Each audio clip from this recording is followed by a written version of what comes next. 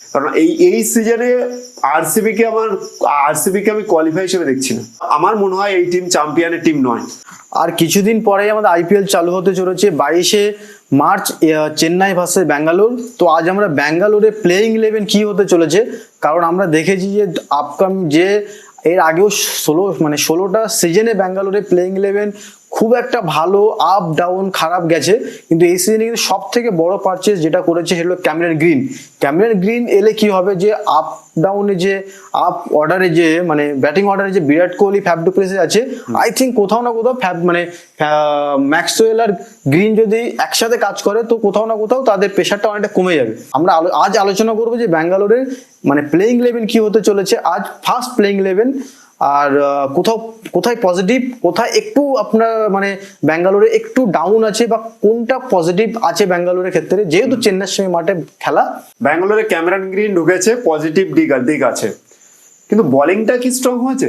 IPL তো শুধু batting এর নয়, যদি আদার্স টিমের কথা বলা হয়, ব্যাঙ্গালোরের সাথে কম্পারিজন করা হয়, ওয়ানখেড়েতে ব্যাটিং ভালো হয়, চেন্নাইতে স্পিন ভালো ধরে, কিন্তু চেন্নাইয়ের ব্যাটিংরাও ভালো করে।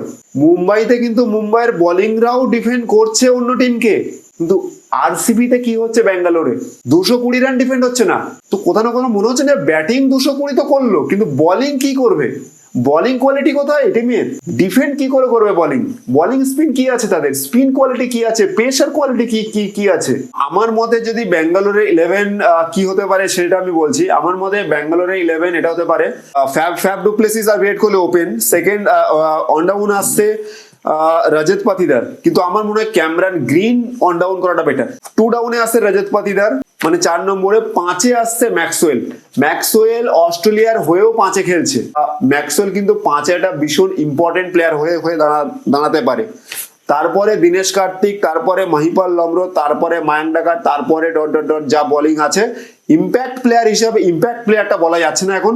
ইম্প্যাক্ট প্লেয়ার কখনো ব্যাটিং কে বসিয়ে বোলিং কে চান্স দেওয়া হচ্ছে, কখনো বোলিং কে বসিয়ে ব্যাটিং কে চান্স দেওয়া হচ্ছে, ডিপেন্ড করছে পিচের উপরে। কিন্তু ব্যাপারটা হলো সবই ঠিক আছে, শুধু একটাই কথা যে রজত পাতিদার, ক্যামেরন গ্রিন 3-4 ব্যাপারটা সিচুয়েশন বুঝে হঠাৎ করে উইকেট পড়ে যায়। কারণ রজত পাতিদার কিন্তু ইডেন গার্ডেন্সে অ্যাজ আ থার্ড ডাউনে ওয়ান ডাউনে লখনৌর বিরুদ্ধে একটা খুব ভালো পারফরমেন্স দিয়েছিল, 100 রানের। তো প্লেয়ারটা ওয়ান ডাউনে আমার মতে বলে যে চেন্নাইয়ের সঙ্গে মাঠে 1 ডাউন 2 ডাউনের মধ্যে ডিফারেন্ট বেশি কিছু আসবে না, দুজনেই অ্যাটাকিং প্লেয়ার। তো আই থিঙ্ক ম্যাক্সওয়েল যদি একটু ডাউন অর্ডারে নিচের দিকে যায়, ব্যাঙ্গালোরের প্রতি একটু ভালো হবে। কারণ দীনেশ কার্তিক আর ম্যাক্সওয়েলের যদি কম্বিনেশন ভালো হয় তাহলে কিছু একটা করবে, যেমন হার্দিক পান্ডিয়া পোলার্ড মুম্বাইয়ের করে আসছে। আই থিঙ্ক ব্যাঙ্গালোর এটা হলে ভালো হবে। কিন্তু অ্যাজ আ ফাস্ট বোলার আমি রেস্ট অফ লিগ থেকে আলজারি জোসেফকে আগে রাখবো, কারণ অ্যাজ আ টি20 আমার মনে হয় আলজারি জোসেফের যে বাউন্সার বা র পেস কোথাও না কোথাও একটু এফেক্টিভ আছে। আমরা কি এটা আইপিএল দেখেই বিবেচনা করছি? আইপিএল নয়, আমরা যদি আমরা ওয়েস্ট ইন্ডিজের খেলাটা খুব ফলো বেশি করি না, কিন্তু ওয়েস্ট ইন্ডিজ কিন্তু আলজারি জোসেফ খুব ভালো বোলার। আমি বলছি না যে রেস্ট অফ লিগ খেলবে না, বাট আমার মতে বলা হয় যে Alzarri Joseph first rest of league যে বল করেছিল ইন্ডিয়া ভার্সেস ইংল্যান্ডে, যেখানে সূর্যকুমার যাদব খুব ভালো পারফরমেন্স করেছিল, সব বোলারকে অ্যাটাক করেছিল সূর্যকুমার যাদব, কিন্তু সেখানে কি রেস্ট অফ লিগ কথা মনে আছে? কিন্তু আলজারি জোসেফও কিন্তু গুজরাটে খারাপ বল করেনি। Alzarri Joseph IPL a successful, অবশ্যই। রেস্ট অফ লিগ খেলেনি, রেস্ট অফ লিগ চোটের কারণে বেরিয়ে গেল, কিন্তু খেলেনি আইপিএল এ। কিন্তু তাহলে আমরা কেন রেস্ট অফ লিগে আলাদা রাখছি, যেখানে আমরা ইংল্যান্ডের 100 গেমস দেখেছি? রেস্ট অফ লিগ সেখানে ভালো বল করেছে। 100 বলস যেখানে একটা গেম শুরু হয়েছে ইংল্যান্ডে, সেখানে আমরা রেস্ট অফ লিগে দেখেছি রেস্ট অফ লিগ সেখানে ভালো বল করেছে। তো আলজারি জোসেফও যেমন আইপিএল এ সাকসেসফুল, তেমন রেস্ট অফ লিগ কিন্তু আইপিএল এখনো খেলেনি। তাহলে কেন আমরা তাকে পিছিয়ে রাখছি, আলজারি জোসেফকে কেন এগিয়ে রাখছি? সুতরাং এটা বলাই উচিত না যে আমরা আলজারি জোসেফকে এগিয়ে রাখছি, রেস্ট অফ লিগে পেছনে রাখছি। পেছনে আগানোর কোনো ব্যাপার নেই। আমার মনে হয় আলজারি জোসেফ খেলানো দরকার, অ্যাজ আ ব্যাটসম্যান অবশ্যই। 14টা ম্যাচ, এটা বলা যায় 14। আমি প্রথম 11 বলছি, 14টা ম্যাচ 11 এখানে আসছে না, কারণ প্রথম 11 যেটা হচ্ছে আমার কোথাও মতে বলে যে আলজারি জোসেফ অ্যাজ আ খেলা ভালো। কারণ যেহেতু রেস্ট অফ লিগ জানি না ফিট কেমন আছে, বা কবে আসবে বা খেলবে কেমন, আইপিএল এক্সপিরিয়েন্স বেশি নেই।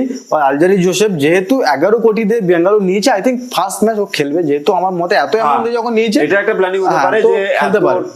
এত টাকা দিয়ে যখন তাকে ব্যাঙ্গালোর পারচেস করেছে, তার মানে নিশ্চয়ই তাকে খেলাবে। তাও ছাড়া এটাও আমি বলতে পারি ও কিন্তু ডাউন অর্ডারে খুব ভালো ব্যাটসম্যান। আলজারি জোসেফ হ্যাঁ, লাস্ট কবে ব্যাটিং এটা দেখেছে? ভুল কথা, আলজারি জোসেফ অবশ্যই ভালো ব্যাট করেছে। আমি তো দেখিনি ভাই, না, দেখতে হবে, মানে এটা আলজারি জোসেফ যে ভালো ব্যাট করে আমি প্রথমবার শুনলাম। ওয়েস্ট ইন্ডিজে এমন কোনো বোলারই নেই যে ব্যাট করতে পারে না। রোমারিও, শেফার্ড, সেটা আলাদা। রবি রামপালও ভালো ব্যাটিং করেছে কোনো না কোনো গেমে। মিচেল জনসন অস্ট্রেলিয়ার হয়ে কোনো না কোনো ম্যাচে ভালো ব্যাট করেছে, তার মানে এই নয় সে ভালো ব্যাটার। আইপিএল কেন, সব গেমে। আজ আমরা যদি বলি প্যাট কামিন্সের কথা, আজ নিউজিল্যান্ড টেস্টটা হলো, Pat Cummins allrounder. Pat Cummins not a bowler, not a batter. Pat Cummins allrounder. আমরা আইপিএল এ গেমই দেখিনি ভালো করে। আইপিএল এমন গেম আছে, মুম্বাই ইন্ডিয়ান্সের বিরুদ্ধে আলজারি জোসেফ অনেক একটা ভালো ম্যাচ জিতিয়েছে, 5টা উইকেট আছে তার। Alzarri Joseph as a bowling allrounder bat করতে পারে। আমাদের তো অনেকেই আছে যারা ব্যাটিং ধরতে পারে না। ব্যাঙ্গালোরের পিচে অবশ্যই লাস্টের দিকে ধরো 1 ওভার বাকি আছে, প্লেয়ার নেই, সেখানে একটা দুটো হার্ড হিটার বার করে দিল। একটা রান ইম্পর্টেন্ট থাকে একটা টাইমে। বারবার আমরা হার্ড হিটার ম্যাচ বার করে দিল, রান বার করে দিল, রান একটু দুটো তিনটে 6 মেরে দিল। বোলিং কোয়ালিটিটা আমরা কিন্তু আলজারি জোসেফকে ব্যাটিং হিসেবে নিচ্ছি না। ফার্স্ট প্রায়োরিটি আলজারি জোসেফ ব্যাঙ্গালোরে খেলছে অ্যাজ আ বোলার হিসাবে। আলজারি জোসেফকে সবাই জানে। আমি তো রেস্ট অফলি যে ইংল্যান্ডের এই মুহূর্তের টপ টি20 বোলার, সেখানে আলজারি জোসেফ কিন্তু ওয়েস্ট ইন্ডিজের টপ টি20 বোলার নয়। ইংল্যান্ডের টপ টি20 বোলারের সাথে ওয়েস্ট ইন্ডিজের টপ টি20 বোলারের কি কম্পারিজন করতে পারছি আমরা? রেস্ট অফলিকে আমরা আইপিএলে খেলতে দেখিনি, সুতরাং রেস্ট অফলি আইপিএলে ঘাতক হয়ে দাঁড়াতে পারে। মার্ক হুড আগের বছর লাস্ট সিজন যেটা গেল এলএসজির হয়ে, মার্ক হুড কিন্তু ঘাতক হয়ে দাঁড়িয়েছিল 11 ইকোনমি নিয়ে। কোনো না কোনো 11 ইকোনমি নিয়ে। 11 ইকোনমি কটা ম্যাচ খেলেছে যে ইকোনমি কম হবে? 2 ম্যাচ কি 3 ম্যাচ খেলেছে, সেখানে উইকেটটা কটা দেখ, উইকেট কটা নিয়েছে?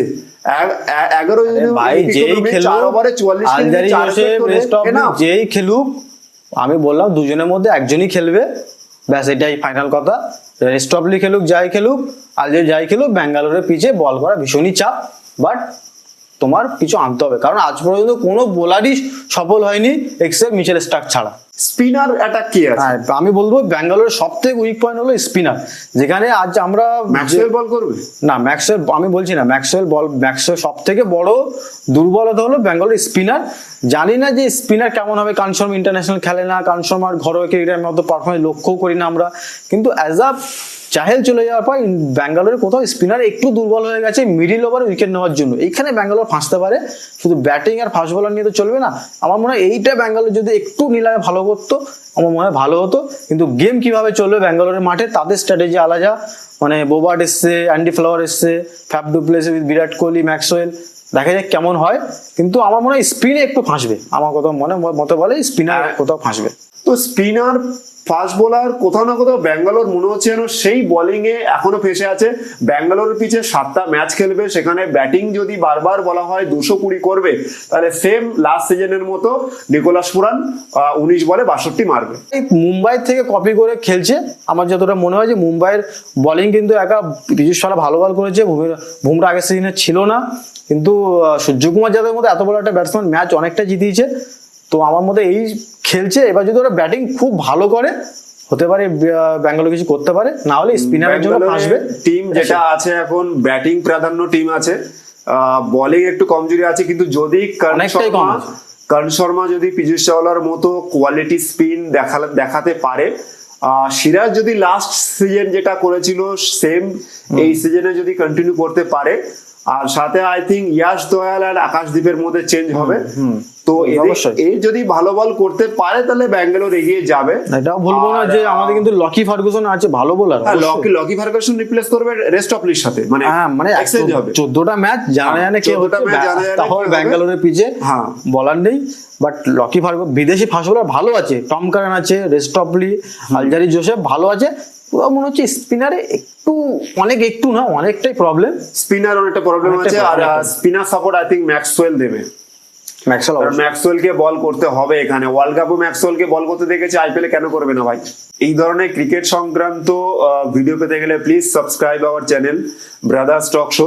রিসেন্টলি আমরা ফেসবুকেও একটা পেজ খুলেছি সেম নামে ব্রাদার্স টক শো, প্লিজ ফেসবুকে ফলো করুন অ্যান্ড ইউটিউবে সাবস্ক্রাইব করুন। বাংলার I think first yeah second channel যে ক্রিকেট নিয়ে বাংলাতে রিভিউ করছে, তো প্লিজ সাপোর্ট আস।